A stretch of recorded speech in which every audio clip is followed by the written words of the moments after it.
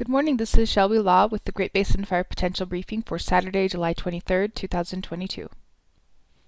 The fire potential impacts for the next couple of days include very hot temperatures over most of the Great Basin, starting across Utah and Nevada today and then expanding further northward over the coming days. We also have some gusty winds over southeast Nevada and southwest Utah today, and tomorrow we'll see the winds increase over Idaho.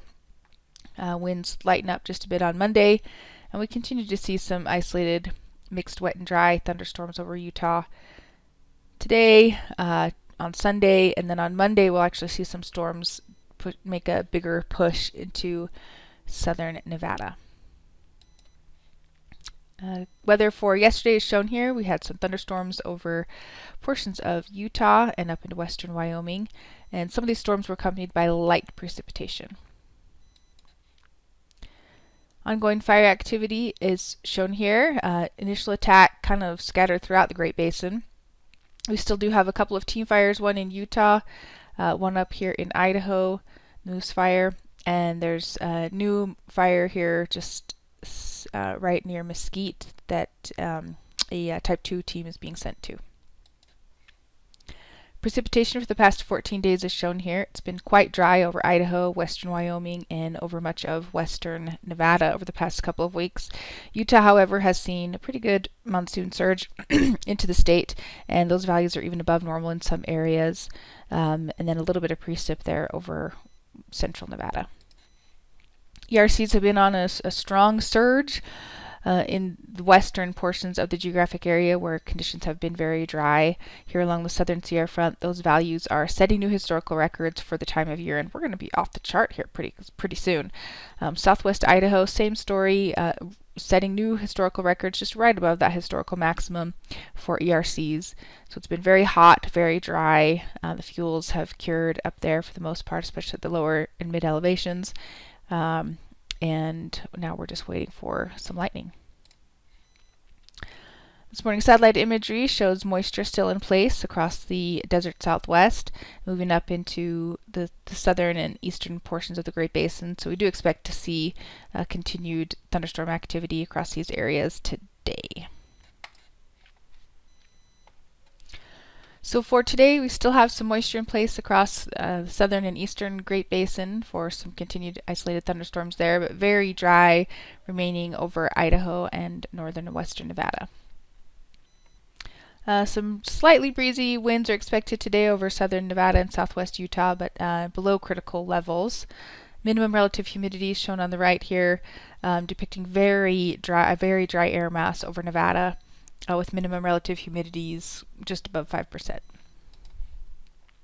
More of the same expected on Sunday, with moisture continuing to remain in place over southern and eastern Great Basin for continued thunderstorm activity there, and dry over Idaho and most of northern and western Nevada.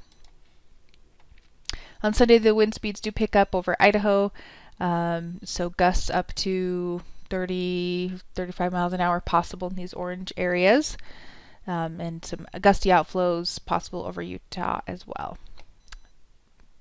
Areas of thunderstorm coverage are shown here on the right, expecting thunderstorms to develop a little bit further westward on Sunday.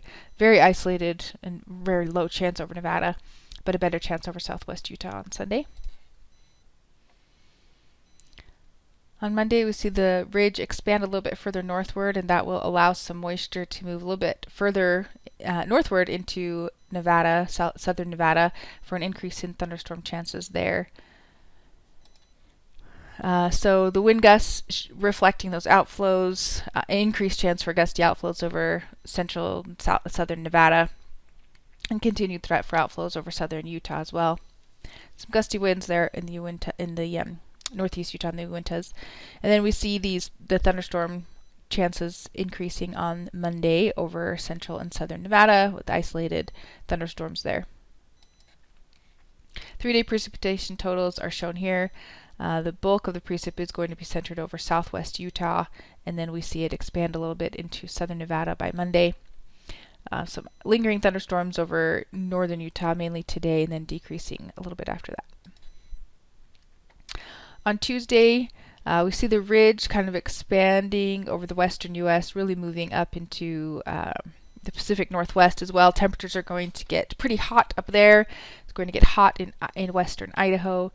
And then we have this low off to the north and the east. So that's going to allow the moisture to expand into possibly western Nevada for a beginning of isolated thunderstorms, possibly by Tuesday. And then on Wednesday, that moisture continues to rotate around that ridge as it expands all the way up to the Canadian border, keeping temperatures very hot.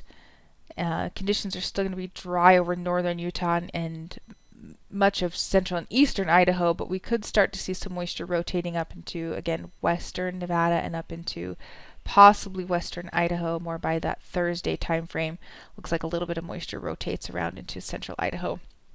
If this forecast pans out, we could see increasing thunderstorm activity and increasing lightning activity, especially in these areas over western Nevada and western central Idaho, where conditions have been very dry. Our ERCs are really high. Any increase in lightning activity will likely result in new fires and possibly new large fires. So we'll be keeping an eye on this forecast for that Wednesday, Thursday time frame for that as that moisture rotates further northward.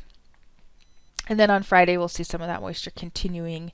The ridge gets shunted a little bit to the east here. 7-day precip totals are shown here. So we do see already reflected in this forecast some of that moisture moving into western Nevada, possibly some actual precipitation over the higher elevations here in the southern Sierra. But as the moisture moves northward, it will be more spotty, lighter precip amounts, and drier type thunderstorms. So we'll be keeping an eye on that. The extended forecast for July 30th into the first week of August puts that bullseye of temperature over the Pacific Northwest and much of Idaho. It's going to remain very hot up there with the ridge centered there. And that the placement of that ridge will allow the moisture to increase over Nevada and even up into western Nevada. So over the coming weeks, possibly if we see these thunderstorms developing every day, more moisture coming in, that could decrease fire potential in some of these areas. But for now, on the leading edge of that moisture, I think there's definitely some threat for some larger fires in these areas. That concludes today's fire potential briefing. Please check back tomorrow for the latest updates.